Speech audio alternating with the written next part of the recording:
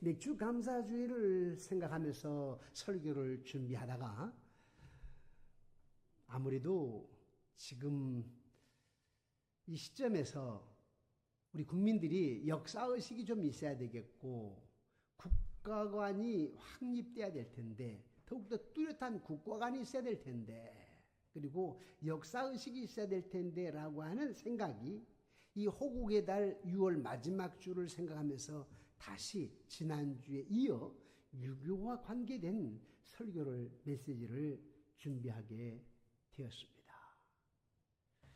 여러분, 우리가 누리는 이 자유나 평화라고 하는 것은 우연히 되어졌다고 생각지 않지요. 이건 여러분 누리는 자유, 평화는 우연히 일어난 일이 아닙니다. 일제강점기에 수많은 독립운동가들이 조국 광복을 위해서 목숨을 바쳤기 때문에 가능한 거고 그 안중근 의사, 윤봉길 의사, 유관순 열사 그들의 목숨을 건 희생 때문에 우리가 지금 자유를 누리는 거예요. 뿐만 아니라 이름 없이 사라져간 수많은 순국 선열들 그들의 피와 눈물이 없었다면 지금 대한민국은 자유를 누릴 수가 없었을 것입니다. 그뿐만 아니라 1950년 6월 25일 이 땅은 다시 한번 절체절명의 위기를 만났습니다. 일제 식민지하에 이어서 해방 후에 또다시 우리는 위기를 만나게 되었는데 북한 공산당의 남침으로 인한 대한민국은 무너질 듯한 위기 앞에 서게 되었습니다. 남침. 며칠 전 6월 25일 날 그 국무총리 후보 인사청문회가 있었죠. 그런데 인사청문회에서 이분이 좀 실수를 했어요. 한 국회의원이 6.25는 남침입니까? 북침입니까? 그랬더니 북침이라고 해버렸네. 나도 깜짝 놀랐어요. 근데 묻는 사람의 의도는 무엇이었을 것 같아요? 묻는 국회의원은 이 사람이 확실히 역사관이 있는가, 역사의식이 있는가, 국가관이 있는가라고 하는 거였겠죠. 이분이 있을 수도 있고 아니면 실수할 수도 있었는데 참 기분이 묘연했습니다. 그리고 내가 그분의 나이를 한번 짚어봤습니다. 그랬더니 50대 중후반이에요. 근데 저도 유교를 경험한 건 아니에요. 53년도에 6.25 전쟁이 끝났고 제가 58년도에 태어났으니까 제가 초등학교 다닐 때 탄피, 전쟁 후에 탄피, 총 탄피 있잖아요. 탄피 주워서 여사 먹고 그리고 학교에서 광고하기를 어디 냇가나 산에 가서 술탄을 보고들랑 만지지 말아라. 안 터진 술탄, 6.25 때 안 터진 술탄 있잖아요. 그거 갖고 놀다가 터져서 사고 나고 하니까. 그러니까 전쟁의 후유증이죠. 그렇게나마 저는 경험을 했고 또 저는 15사단 집비에 근무를 했기 때문에 약 한 1km, 1000m 떨어지는 곳에서 육성으로 장난을 치는 거예요. 저는 그때만 하더라도 믿음 없었습니다.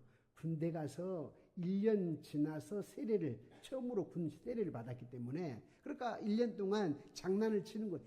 야, 밥 먹었니? 이렇게 절대 대답 안 합니다. 언제 대답하냐면 김정일이 생일 때, 김일성 생일 때 그 돼지가 장화 신고 건너간 국물 고깃국이 아니고 고깃국은 고깃국인데 국물만 있는 거야. 그러니까 돼지가 장화 신고 건너간 국물 그거 먹고 우리는 고깃국 먹었다 하고 1년에 한 번 자랑해요. 그리고 푸른비라를 이렇게 오는데 밑으로 강원도 저쪽으로 뭐 화천이나 뭐 철원으로 떨어진 게 아니고 군 부대로 떨어질 때가 있어요. 그걸 보면 검정 치마에 흰 저고리 입고 우리 어렸을 때 제사상 차려놓은 것 해놓고 축하잔치를 해요. 우리는 다 호텔에 사는 서울 경기에.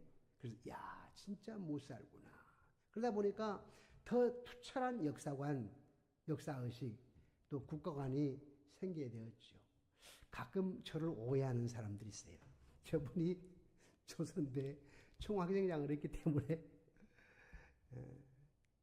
함부로 말을 해요. 좌파라고 이렇게. 그러다가 우리 교단의 목사님들이 나중에 알고 저분 철저한 국가관이 있는 사람이다. 알고 나이 드신 분이 80대신 은퇴한 목사님 찾아왔어요. 몇 년 전이었어요. 목사님, 내가 목사님을 만난 해부터 몇 년 동안 목사님을 오해해가지고 목사님 곁에도 안 갔습니다.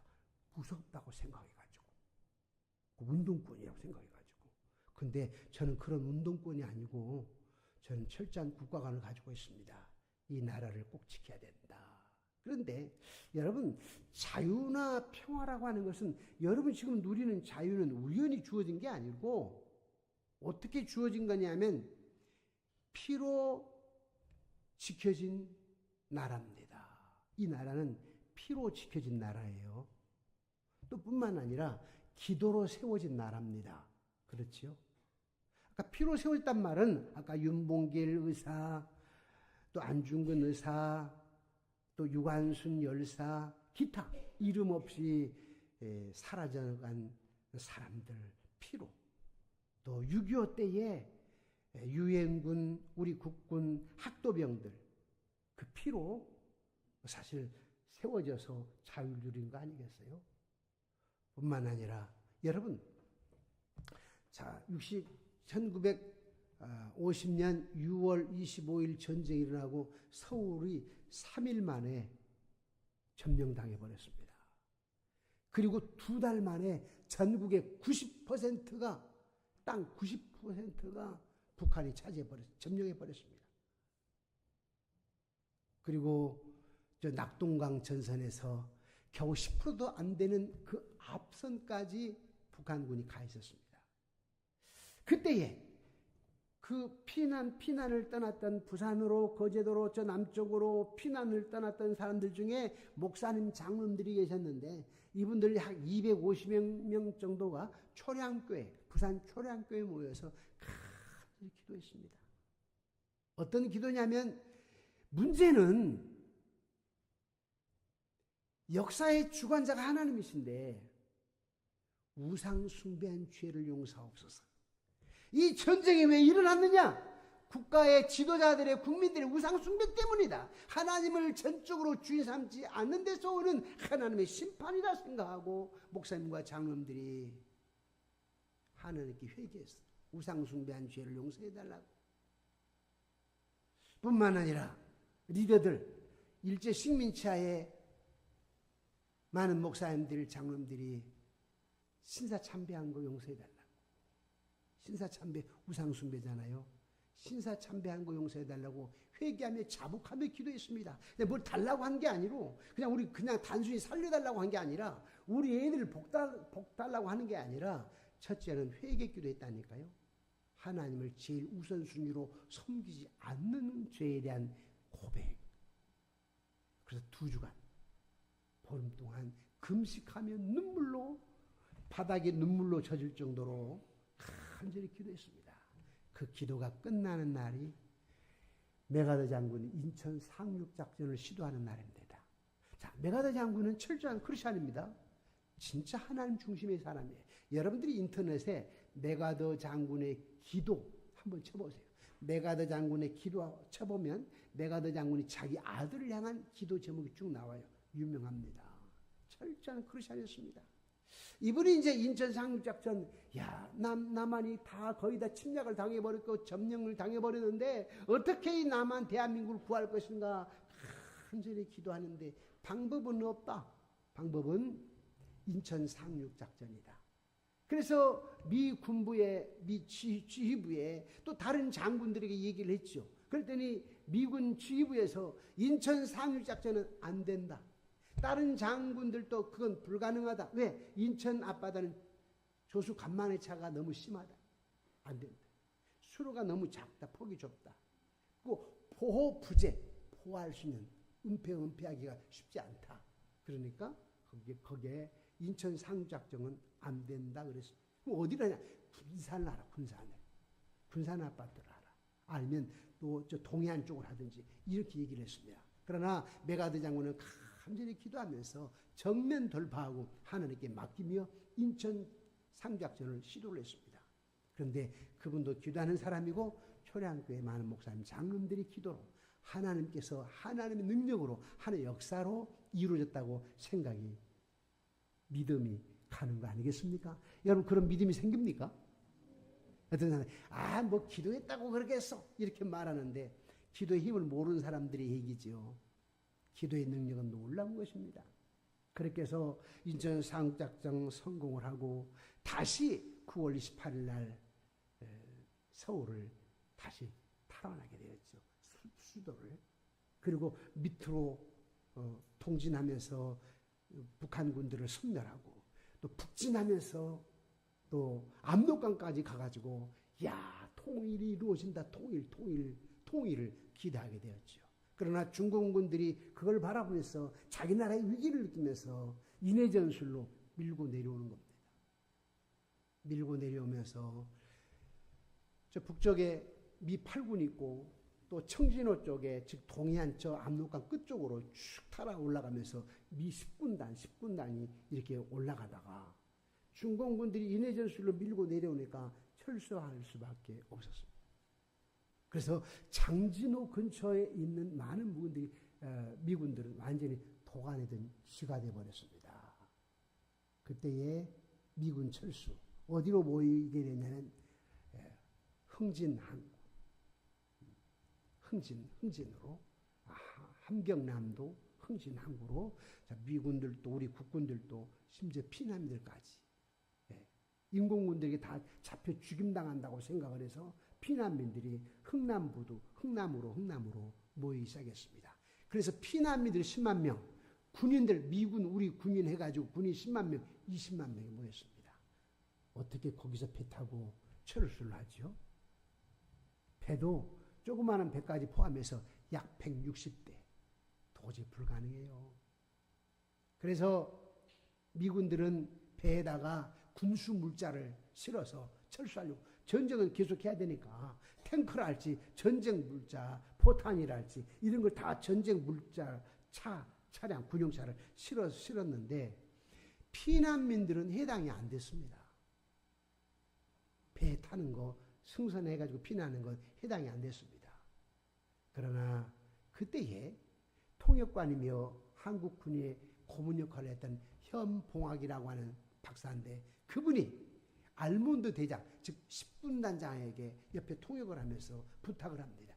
이 피난민들을 놓고 군인들만 이 배를 타고 메리어 빅토리아라고 하는 큰 배를 타고 또 다른 배를 타고 후퇴한다고 할 것 같으면 이 전쟁은 진 겁니다. 후퇴는 실패나 다름없습니다. 일단 피난민을 안 태우면 실패나 다름없습니다. 그리고 또 김백일녀인가 어떤 그 장군이 한 분, 우리 한국 장군이 그 장군도 계속해서 얘기를 합니다. 피난민들을 배에 태우지 않는 전술은 실패작입니다. 그러다 보니까 알몬드 장군이 굉장히 고심을 합니다. 이미 배에다가 이 탱크랄지 모든 군수 물자를 실었습니다. 그런데 알몬드 장군이 지시를 합니다. 모든 무기를 버려라. 다 내려놓고 피난민을 태우도록 하라. 그래서 피난민들 배에 탑니다. 그래서 14,000명. 그 배 해봐야 몇백 명 탈 수 있는 배인데 14,000명을 태웁니다. 그것도 기적입니다. 하나님의 방법, 하나님의 역사지요. 그리고 이제 거제도에 배가 도착했을 때에 미군 수뇌부에다가 통신 연락을 합니다. 14,000명 승선에 14,005명이 한 명도 어떤 어려움 없이 사상자 없이 14,005명이 무사히 도착했습니다. 그랬더니 14,000명이 탔는데 왜 14,005명이냐? 아이가 5명이 태어났거든. 그래서 그 아이 이름이 김치원, 김치2, 우리 한국 김치. 이름을 그냥 미군이 지어준 거예요. 얘는 김치원이다. 첫 번째 태어난. 얘는 김치2다. 얘는 김치3, 얘는 김치4, 얘는 김치5. 5명이 태어난. 이런 역사. 우리 한번 그 국제사 여러분 다 영화 봐주실 때 앞부분 조금만 한번 봐보도록 해요. 얼마나 참 처참한 일이었는지.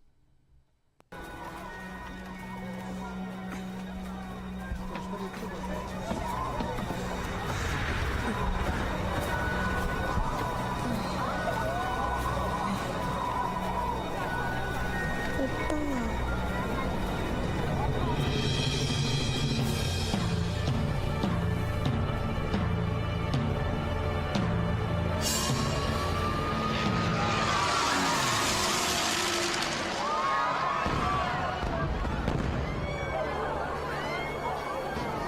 자오, 중국 아들이 거의 다 들어온 거 아닙니까? 지금 중공군들이 흥남 들어왔다! 어떡하게? 모두 조심, 똑똑히 차리라! 박스니 내려오라! 여기, 빨리! Chinese have broken through and are entering into Hungnam. Evacuate the 7 Chinese units now. I say again, the Chinese have broken through and are entering into Hungnam. Pull back all 7 division units now. 이치야, 박스니 좀 당겨보라!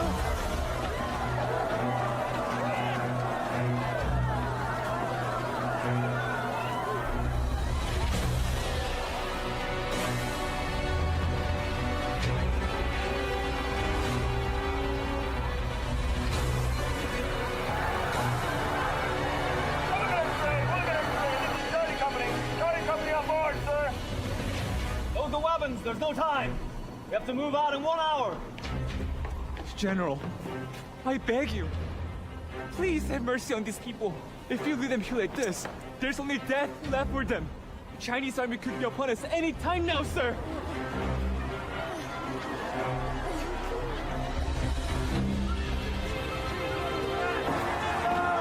Roger, that's it. Shut the door and move out. Let's go! Sir, please have mercy. Please save our people, sir.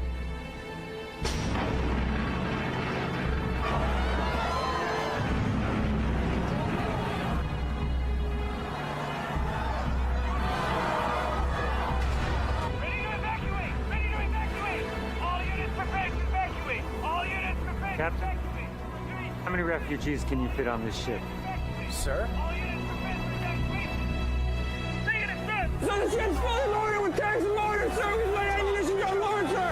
There's no room for the Koreans. Order from the general! Unload all arms and drop them into the sea! Let's have all refugees on board!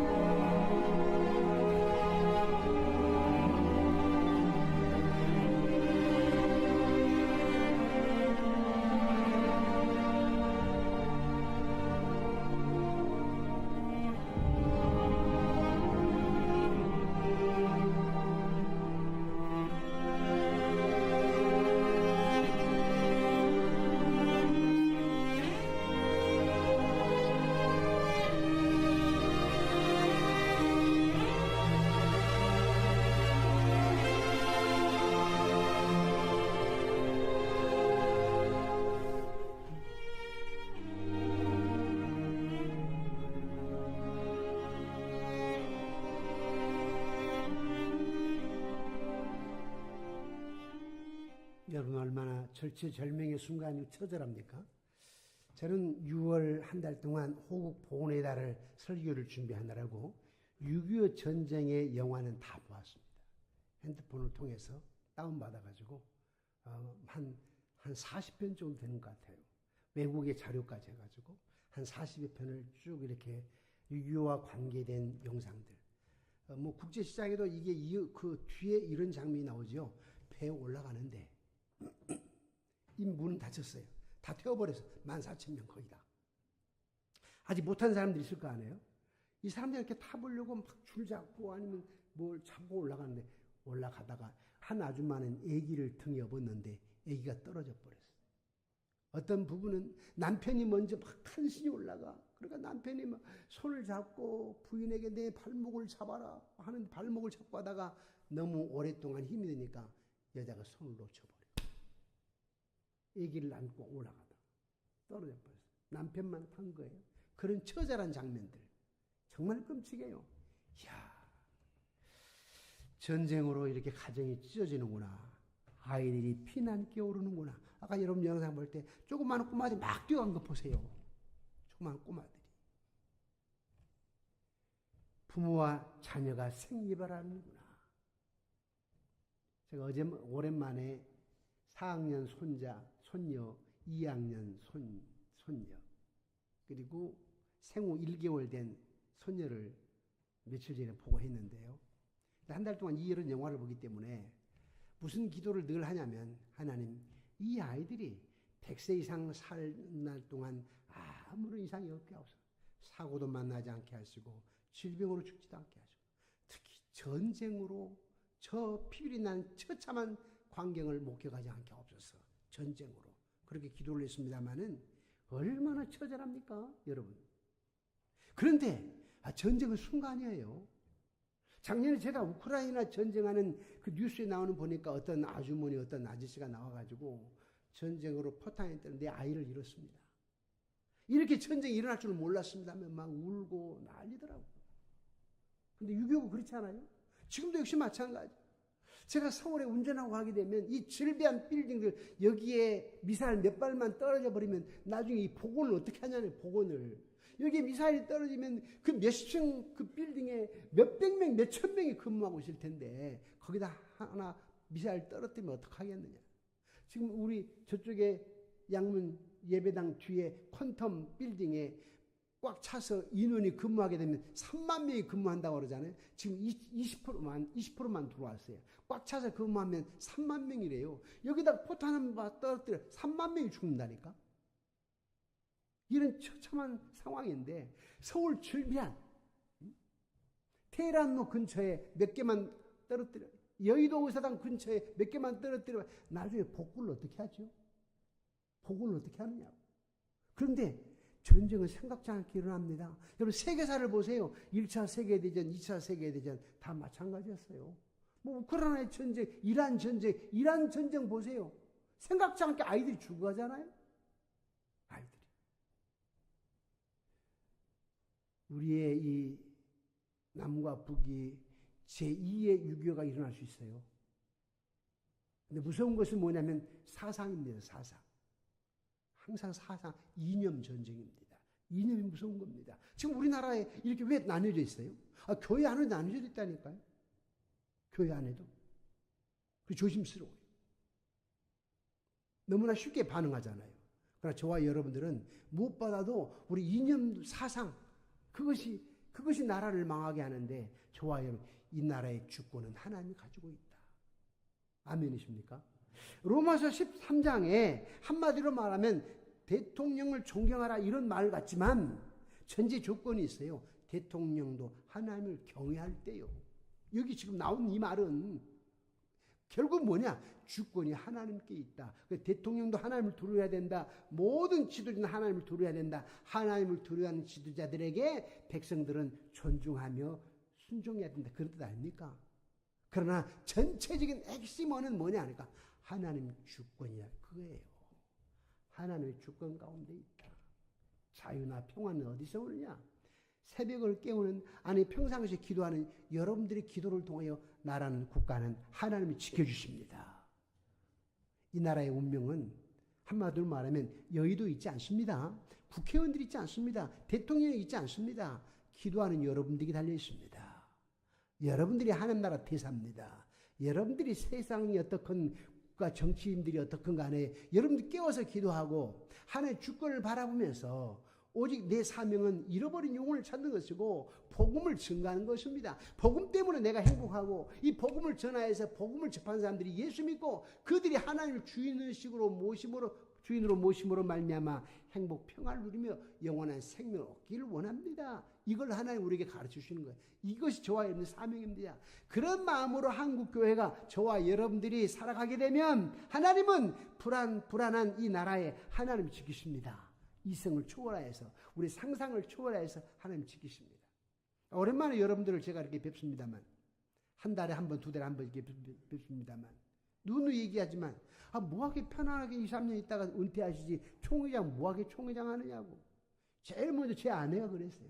총회장 뭐하게 하려고 하느냐고. 그래서 제가 아내에게 이런 얘기를 했습니다. 맞아. 나 2, 3년만 있으면 평안하게 은퇴할 수 있어. 그런데 나는 자꾸 만주 독립용사들이 생각나. 신사참배를 반대했던 주기철 목사님, 손영원 목사님 생각나. 6.25 때 나라를 지켜야 해서 죽어갔던 호국 영령들, 또 일제시대 때 순국 선열들이 생각나. 지금 나라가 어려움 가운데 있어. 나는 지금 죽어도 천국 가니까 여한이 없지. 하지만 내 새끼들은 어떡하지? 내 손자, 소녀들은 어떡하지? 이념에 빠져 있고 그냥 서로 나누져 싸우고 있고 이 나라를 살릴 길은 하나님밖에 없어. 거룩함을 찾는 것, 거룩한 영향력을 미치는 것밖에 없어. 내가 1, 2년 무슨 총회장 한다고 해가지고 무슨 영향력이 있겠나 싶어도 작은 불꽃 하나가 큰 불을 이루듯이 미력하지만 이런 거룩한 영향력을 미치고자 복음이 아니면 안 된다. 하나의 주권이 아니면 안 된다. 라고 대통령에게부터 반드시 외쳐서 그나마 조금이나마 영향력을 미쳐야 되지 않겠는가. 내가 희생하며 십자가를 져야 되지 않겠는가. 그런 마음으로 출마를 해서 지금 이렇게 부총회장으로 이제 9월 달에 이제 총회장을 앞에 두면서 사실 어려움이 많아요. 그렇지만 십자가는 어차피 어렵습니다. 십자가 아무나 질 수 있어요? 십자가는 아무에게나 하나님 또 지어주신 것도 아닙니다. 그러나 그 십자가를 지우고 나갈 때 그 뒤에 오는 영광, 하나님께서 그 그늘 아래에서 많은 사람들이 생명을 얻고 많은 사람들이 신앙 안에서 자유를 얻을 수 있기 때문에 저와 여러분들은 헌신하고 희생하셔야 됩니다. 아멘이십니까? 교회 생활도 역시 마찬가지예요. 그냥 적당히 교회 다니는 게 아니라 옛날 30년, 40년 전에 우리 할머니, 할아버지 신앙생활 어떻게 하셨습니까? 5, 6길, 16길 걸어서 호롱불 가지고 새벽기도 다니시고 정말 가을에 봄에 매상하게 되면 그 소 부르마에다 싣고 다 와가지고 기쁨을 누리는 거. 그런데 요즘 젊은이들은 여러분들은 말고 많은 젊은이들이 11조를 안 합니다. 왜? 주식 해야 되겠거든. 펀드 해야 되겠거든. 비트코인 해야 되겠거든. 그 좀 돈 좀 벌어야 되겠거든. 거기에다 하지 11조 안 해요. 많은 청년들이, 한국교회 청년들이. 그래 나라가 되겠습니까? 살아계신 하나님이 간과하시겠습니까? 우리는 아이들에게 가르쳐야 됩니다. 철저하게 가르쳐야 됩니다. 12주 생활을 가르쳐야 되고 주일 성수를 가르쳐야 됩니다. 그것이 나라를 살리는 것이고 그것이 국권을 회복하는 것이고 그것이 여러분 자녀 손손들에게 행복과 자유를 가져오게 하는 길입니다. 국가가 하나님 아래에 있다는 사실, 정치도 하나님 아래에 있다라고 하는 사실, 권세도 하나님 아래에 있다라고 하는 사실입니다. 아니 이재명 대통령도 하나님 아래에 있어요. 권세가. 지금 국회의원들 그 권세도 하나님 아래에 있는 거예요. 역사의 핸들을 쥐고 계신 분은 누구냐? 오직 여호와 하나님 한 분밖에 없습니다. 그렇다면 첫째 무기가 뭐냐? 기도하는 무릎입니다. 무릎. 기도하는 무릎이 최고의 무기입니다. 왜냐? 나라를 붙드신 분은 하나님이시기 때문에, 평화를 지키신 분이 하나님이시기 때문에, 역사를 주관하신 분은 하나님이시기 때문에 그렇습니다. 그러므로 사랑하는 성도 여러분, 나라를 위해서 우리 기도해야 됩니다. 나라를 위해서. 교회는 나라를 위해 무릎으로 성벽을 세우는 파수꾼이 되어야 됩니다. 디모데전서 2장 1절 2절에 이렇게 얘기합니다. 우리 함께 읽어볼까요? 디모데전서 2장 1절 2절 시작. 그러므로 내가 첫째로 권하노니 모든 사람을 위하여 간구와 기도와 도구와 감사를 하되 임금들과 높은 지혜 있는 모든 사람들 위하여 하라. 이는 우리가 모든 경건과 단정함으로 고요하고 평안한 생활을 하려 함이라. 아멘. 성도 여러분, 우리가 나라를 사랑하는 것 가장 거룩한 방식입니다. 가장 거룩한 방식은 기도입니다. 기도. 우리가 나라를 사랑한다는데 어떻게 사랑하느냐? 예, 나는 하나님의 주권을 믿고 기도하죠. 하나님께 맡기죠. 이게 나라를 사랑하는 겁니다. 말로만 한다고 해서 나라를 사랑하는 사람은 아니에요. 나도 전에 태극기를 흔들어 보았지만 태극기만 흔든다고 해서 나를 사랑하는 게 아니에요. 태극기를 흔들어도 기도하는 사람이어야 됩니다. 아멘이십니까? 네. 물론 우리는 말해야 할 때 말해야 됩니다. 불의 앞에서 침묵하면 안 됩니다. 진리가 무너질 때 분별해야 됩니다. 그러나 그의 첫째 무기가 뭐냐? 하나님 앞에 엎드리는 기도가 첫째 무기입니다. 그래서 여러분 부산 초량교회 목사님 장로님들의 기도가 메가더 장군의 인전 상륙작전을 승리하게 했고 가장 이름 없이 빛도 없이 눈물로 호소하며 기도했던 기독교인들의 기도가 나라를 전체 빼앗기지 않게 하고 오늘 저와 여러분들에게 자유를 안겨다 주었던 것입니다. 위정자들이 하나님을 두려워하도록 우리는 기도해야 됩니다. 위정자들이 하나님을 두려워하도록 기도해야 돼요. 저는 뭐 대통령에 가서 뭐 항의한 게 그게 아니라 대통령 놓고 기도하는 거예요. 위정자가 이재명 대통령이 하나님을 두려워하게 하옵소서. 저 국무위원들이 하나님을 두려워하게 하옵소서. 백성들도 두려워하게 없어서 기도하는 거예요. 군인들이 사명을 감당할 수 있도록 기도해야 됩니다. 공직자들이 정직과 공의로 섬기도록 기도해야 됩니다. 다음 세대가 자유를 가볍게 여기지 않도록 기도해야 됩니다. 다음 세대 젊은 아이들은 자유를 잘 몰라요. 자유가 어디서 온지 잘 모르잖아요. 그러니까 젊은 세대들이 자유를 가볍게 여기지 않도록. 우리 연세 드신 분들은 6.25 전쟁 영화도 보고 이렇게 하는데 아이들은 안 보잖아요. 그렇죠? 여러분 자녀들이 6.25에 관한 영화 보려고 합니까? 안 보려고 그래요. 그런데 여러분들이 보게 해야 됩니다. 사실은.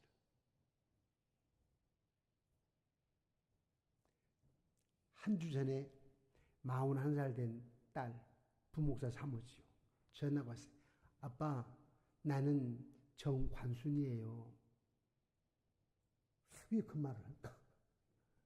자기 유관순이래요.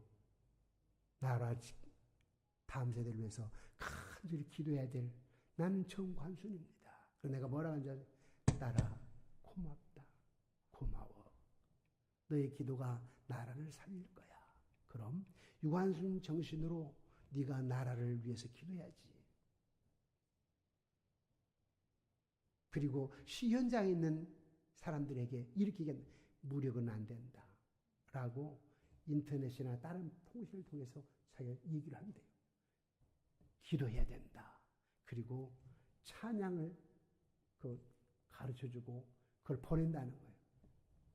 살아계신 주 할렐루야 우리 예수. 그런 찬양을 갖다 보낸대요. 찬양해야지. 기도해야지. 무력은 안 된다. 나라를 지키는 성벽은요, 군사력밖에 없습니다. 군사력이 아닙니다. 경제력이 아닙니다. 나라를 지키는 성벽은 기도의 성벽입니다. 기도의 성벽. 저를 따라서 해볼까요? 하나님 앞에 엎드린 나의 기도가 보이지 않는 성벽입니다. 예, 최고의 애국은요, 하나님 앞에서 나라를 품고 우는 겁니다. 기도하는 겁니다. 말씀을 맺겠습니다.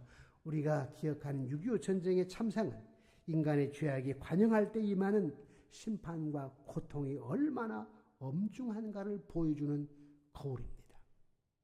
낙동강 전선에서 그리고 흥남의 붉은 불길 속에서 메르데스 빅데우를 통해 14,000명을 보존하신 사건은 인간의 의지가 아니라 오직 진노 중에도 긍휼을 잊지 아니하시는 하나님의 주권적인 자비의 결과라고 하는 것입니다. 만일 전능하신 하나님께서 이 나라를 붙들고 계시는 손을 지극히 짧은 순간이라도 놓아버리신다면 제가 유리컵 뚜껑을 들고 있다고 합시다. 여긴 떨어져도 안 깨져요. 저기 밑에는 돌이니까 깨지겠죠. 제가 저 위에서 놓아버린다면 바싹하고 깨진 거 아니겠어요? 하나님이 이 나라를 지금 붙들고 계시는데 여러분 기도의 힘 때문에 붙들고 계시는데 여러분 기도하지 않는다면 하나님의 주권에 대한 것을 믿는 믿음이 없다면 놓아버리면 나라 깨지는 겁니다. 만일 전능하신 하나님께서 이 나라를 붙들고 계시는 그 손을 놓아버린다면 우리는 혼돈과 파멸의 심연으로 추락할 수밖에 없습니다. 사랑하는 여러분, 나라를 사랑하십시다. 그러나 하나님의 나라를 더 사랑하십시다. 나라를 사랑하는데 더 하나님의 나라를 사랑해야 됩니다. 이 땅을 위해서 기도해야 됩니다. 그러나 영원한 나라를 바라봐야 됩니다. 사랑하는 성도 여러분, 나라 여러 가지 혼란 가운데 있습니다. 여러 가지 위기 가운데 있습니다. 젊은이들은 점점 교회를 떠나고 있습니다. 그래도 한 가지 소망이 있습니다. 지금 점점 젊은이들이 돌아오고 있습니다. 아멘이십니까? 영국이 돌아오고 있습니다. 영국의 10대들이 돌아오고 있습니다. 영국이 난민들 때문에 이슬람권을 받아들였어요. 처음에는 못 모르고. 그러다가 지금 이슬람이 70%가 넘어져 버렸습니다. 영국은 국교가 기독교였는데 이제 기독교가 아닙니다. 그러면서 영국이 무너져 독일이 프랑스가 무너져 가고 있습니다. 그런데 한 5년 전에 영국의 한 변호사가 제가 우리 교단에 무슨 유연장을 하고 있을 때에 메일이 한 장 왔습니다. 목사님, 영국의 10대들이 돌아오고 있습니다.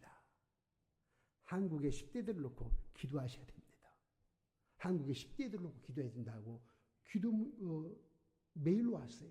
변호사입니다. 한국에 몇 번 오셨던 변호사예요. 여자 변호사입니다. 저와 여러분의 나라를 위한 기도로 여러분 자녀 손손들을 놓고 기도하시고 60, 70 넘으신 분들은 어떻게 생각하면 뭐 살 만큼 살았지 해도 내 사는 것이 중요한 것이 아니라 이제는 우리 손자 손녀들 평안하게 살아야 될 텐데 그리고 이 땅 이 민족이 땅까지 복음을 전하는 민족이 돼야 될 텐데 간절히 기도함으로 말미암아 승리하는 다음 세대의 승리를 안겨주는 저와 여러분 어른이 되고 리더가 되어지기를 주의 이름으로 축원합니다.